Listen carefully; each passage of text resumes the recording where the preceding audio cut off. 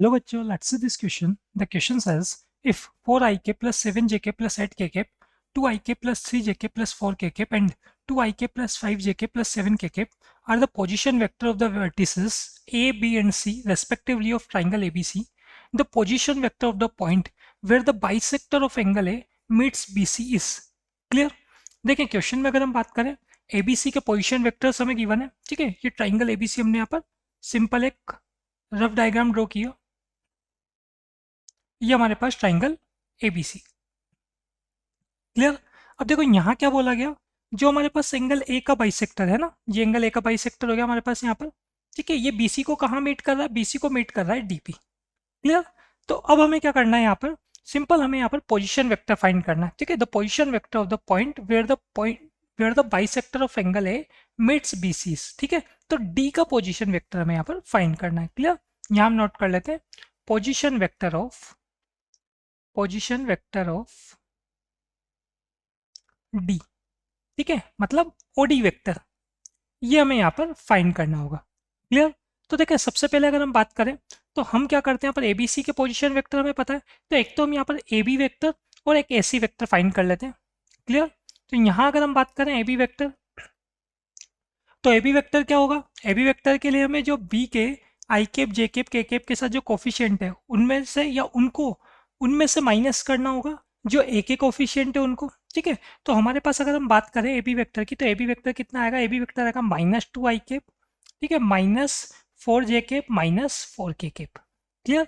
और ऐसे हम बात करें यहाँ पर AC वेक्टर की, तो AC वेक्टर हमारे पास कैसा आएगा, AC वेक्टर आ जाएगा हमारे पास यहाँ पर -2I कैप -2J कैप और -K कैप। क्लियर? ये AB वेक्टर और AC वेक्टर है। अब देखो यहाँ हमारे पास क्या कंसेप्ट लग रहा है, सबसे पहले हम वो समझते हैं। अगर हम बात करें D जो है वो BC को किस रेशियो में डिवाइड करेगा, D जो है वो BC को AB रेशियो AC में डिवाइड करेगा। क्लियर? तो इसका मतलब अगर हम यहाँ समझे तो हमारे पास BD रेशियो CD ये किसके इक्वल होगा, BD रेशियो CD जो हमारे पास है ये इक्वल होगा यहाँ पर AB रेशियो AC के। क्लियर? अब यहाँ से हम क्या कर सकते हैं, सिंपल पहले तो AB और AC का मैग्नीट्यूड फाइंड कर सकते हैं, ठीक है। तो AB का मैग्नीट्यूड अगर हम फाइंड करेंगे वेक्टर AB का, तो हमारे पास कितना आएगा, स्क्वायर रूट में -2 square plus -4 square plus -4 square, ठीक है। ये हमारे पास AB वेक्टर का मैग्नीट्यूड आ जाएगा जो कि कितना होगा, 6 बनेगा। ऐसे हम बात करें यहाँ पर AC वेक्टर का मैग्नीट्यूड, तो AC वेक्टर का मैग्नीट्यूड कितना आएगा, -2 square plus -2 square plus -1 square, ठीक है। ये हमारे पास AC मैग्नीट्यूड, तो AC वेक्टर का मैग्नीट्यूड कितना हो गया हमारे पास, ये 3 हो गया। तो इसका मतलब सिंपल सी बात है, हमारे पास अगर हम बात करें BD रेशो CD ये कितना हो रहा है, ये AB रेशो AC के इक्वल है, इसका मतलब 6:3। तो 6:3 का मतलब कितना हो गया, 2:1 हो गया। क्लियर? अब यहाँ से हम क्या कर सकते हैं, यहाँ से इजीली फॉर्मूला अप्लाई करके अब हम क्या कर सकते हैं, जो D है उसका पोजीशन वेक्टर फाइंड कर सकते हैं। क्लियर? तो हमारे पास जो OD वेक्टर होगा वो क्या होगा, फॉर्मूला क्या अप्लाई होगा, सबसे पहले अगर हम BD रेशो ले रहे हैं मतलब 2 ले रहे हैं, तो 2 के साथ हमें C का पोजीशन वेक्टर लेना होगा। तो C का पोजीशन वेक्टर क्या है, C का पोजीशन वेक्टर है 2I cap plus 5J cap plus 7K cap plus, फिर हम क्या करेंगे यहाँ पर 1 लेंगे, है ना, 2:1 है। अब CD ले रहे हैं तो CD के साथ B का पोजीशन वेक्टर आएगा जो कि कितना है 2I cap plus 3J cap और साथ में है प्लस 4K कैप, और डिनोमिनेटर में क्या आ जाएगा, रेशो का सम।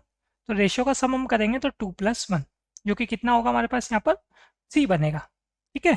अब आगे कंटिन्यू इसको हम सॉल्व करते हैं। देखें हमारे पास अगर हम न्यूमरेटर में बात करें तो हमारे पास कितना होगा, 4I कैप और पीछे 2I कैप भी है, तो इसका मतलब ये कितना हो जाएगा, 6I कैप हो जाएगा, ठीक है। एक 1/3 तो हमारे पास चल ही रहा है, OD वेक्टर 1/3 6I कैप, ठीक है, प्लस J कैप के लिए देखें तो 10J कैप पहले बन रहा, फिर पीछे 3 और है तो 13J कैप, फिर प्लस यहाँ हमारे पास फर्स्ट में है 7 × 2 14K कैप और लास्ट में है 4, तो ये हो गया टोटल 18K कैप।